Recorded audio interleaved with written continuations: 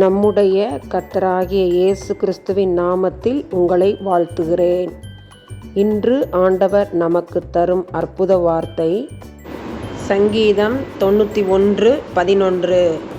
உன் வழிகளிலெல்லாம் உன்னை காக்கும்படி உனக்காக தம்முடைய தூதர்களுக்கு கட்டளையிடுவார். Psalm 91:11.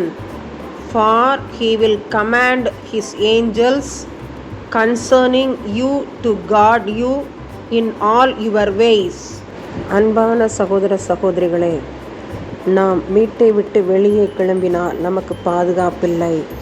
நாம் கர்த்தருடைய இரத்தத்தை சார்ந்து கொள்வோம். நாம் கர்த்தரை நோக்கி செபிக்கிற பொழுது கர்த்தர் தமது தூதர்களை அனுப்பி நம்மை பாதுகாப்பார். நம்மை பத்திரமாய் நம்முடைய வீட்டிற்கு கொண்டு வந்து சேர்ப்பார்.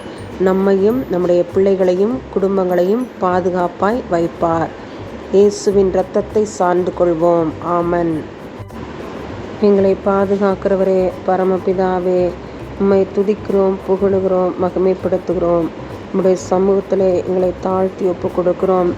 தேசத்திலே சுவிசேஷத்தை விதைக்கிற அருமையான ஊழியக்காரர்களுக்காக செபிக்கிறோம்.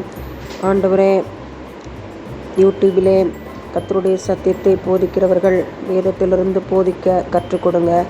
தவறானவற்றை துணிகரமாய் செய்து ஆக்கினைக்கு எதுவாக நடக்காதபடி தேவனே அவர்களை நீர் பொறுப்படுத்திக் கொள்வீராக.